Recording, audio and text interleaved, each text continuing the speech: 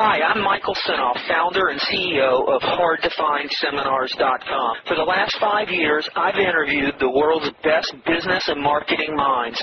Now my challenge is to build the world's largest free resource for online, downloadable audio business interviews. I've learned a lot in the last 5 years, and today I'm going to show you the skills you need to survive.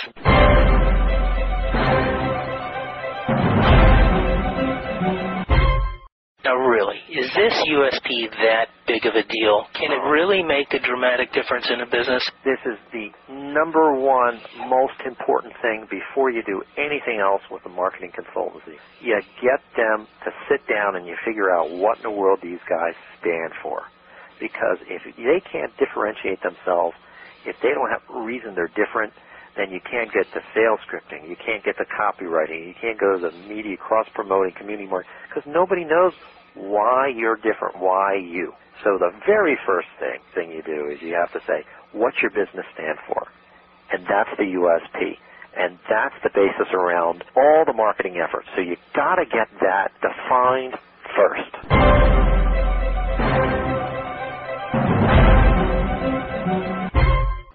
Hi, this is Michael Sinoff. I want to welcome all the HMA consultants to another exclusive interview on the subject of USP. This is an interview with an expert on the subject, Mr. Bill Beaudry. I'm sure after listening to this recording, you're going to have even more clarity on how to develop killer USPs for your clients. Enjoy. Why should these HMA consultants listen to you about this USP? Tell me a little bit about your background and how this whole USP course came along. Well, like most marketing consultants, I initially worked in a lot of different fields, finance, healthcare, and things like that, until I settled into the marketing field. And now I do marketing consulting in the U.S., and I also teach it in China at China's Fudan University, which is the #1 marketing and journalism school over there. But in dealing with most of my clients, the first thing you find out that they have to do is they have to get a handle on what their business is and what's going to set it apart from the competition. And in order to do that, it all focuses on a USP. And there's a big gap in the marketplace on explaining what in the world a USP is. So what I decided to do is spend about 1 or 2 years pulling together all the information out there on what a USP is and how to craft it to make your business very different and unique, and so it can attract customers versus, your pizza stand versus the guy next door.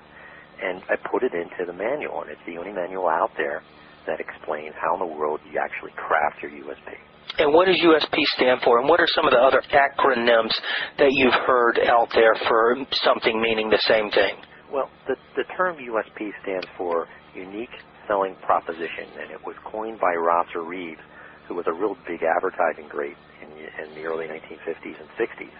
But a lot of people refer to it as the customer buying advantage because it's what the buying advantage is for the customer to buy from you versus somebody else.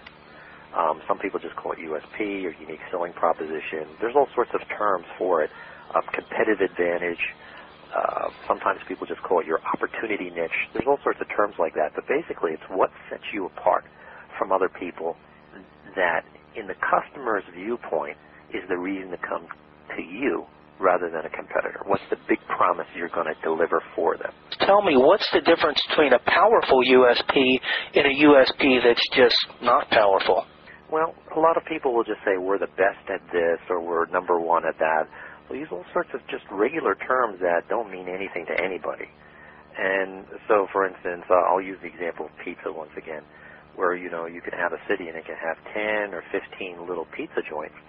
And why should somebody go to one versus another? Sometimes it's because of the taste, location, or what have you.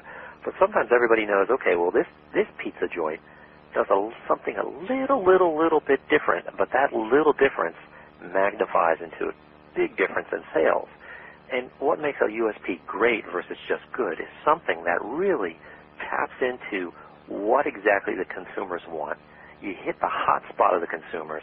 It might be just one little word difference in the advertising or how your business is presented to the customers, and that one little word difference or 2 words or 3 words or the color of your truck or what have you can magnify sales incredibly.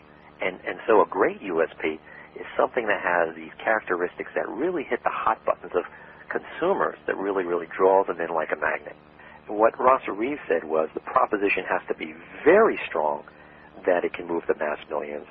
And he said it has to be a proposition that your competitors cannot offer, and it has to be unique. But people like Doug Hall, who has come up with a book, Jumpstart Your Business Brain, which is probably the best book on the research of the USP since Rosser Reeves. He's come up with the idea that, you can only really have at most 2 promises in a USP. And in general, you can't make your USP too complicated because most people, they just want to remember something simple. All right? They don't want to remember anything complicated. They can't. People are inundated with anywhere from 3,000 to 5,000 marketing messages a day. So for your USP to hold and stick, for it to be a sticky USP, it's got to be something that's very, very, very simple, but also it has to sort of hit that hot spot or that sweet spot. Let's go into some of the characteristics. Number 1, your USP must scream a big benefit, overt benefit, ultimate benefit for the customer. Can you expound on that? Well, the big reason customers come to you is because you're promising them something. So what you have to figure out when you're crafting a USP is, what is it that they want that you're going to supply? And the more overt your benefit, the bigger it is, the more juicy it is. That's what's going to attract more customers versus if you just say, okay, pizza here. If you say, 2-for-1 pizza, that's a very, very different USP. We've just sort of magnified it because we've put in, for instance, a price advantage for buying over here versus someplace else versus, freshest ingredients pizza. But what you have to do in a USP is you have to figure out what the benefits are that the customers want for that particular business or industry, and you have to figure out what's the biggest benefit you can promise to the customers, and then you make your USP focused around that particular benefit because you're trying to find out what's the honey that's going to make the customers, attracted to you, the bees that are going to come for the honey. What's that particular make of honey or flower? Once you find that and make it as big as possible, that's what's going to be the focus of the USP. But let's go to number 2. Your USP must set you up as being unique and dramatically different from your competitors. Well, the big thing is most businesses are pretty much the same in one sense.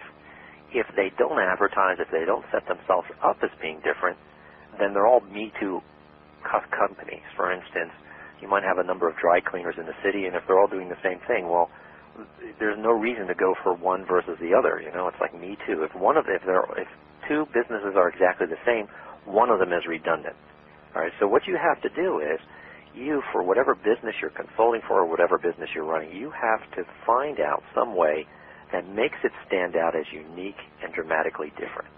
All right. And maybe that's some revolutionary twist or new to the world reason that your company or your services are different from other people, because that interest factor is what's going to make people interested and excited to you, to come to you. And that's the importance of this. Your USP must be focused. Don't try to appeal to everyone. Well, the big thing is a lot of people make the mistake in marketing that you try to appeal to absolutely everyone. It's sort of the shotgun approach. And, especially marketing consultants, though, they quickly find out that that's the worst thing you can possibly do. What you really want to do is don't try to sell to everybody. Hi, it's Michael Senoff with HardToFindSeminars.com. Thanks for watching this video. Many of my interviews last 30 minutes, 40 minutes, an hour, sometimes even up to 2.5 hours long. They're actual mini seminars, and you've just listened to a short sample of just one of over 117 hours of exciting, hard-hitting, mind-blowing interviews on how to make money in direct mail, advertising, copywriting. I assure you, there is not a resource anywhere on the internet or on the planet that comes close to the free information I provide at HardToFindSeminars.com. So go right now to HardToFindSeminars.com and you'll have free access to 117 hours of audio interviews with typed word-for-word downloadable transcripts and downloadable MP3 files. Please browse some more of the videos or go right directly to HardToFindSeminars.com. Thanks for watching.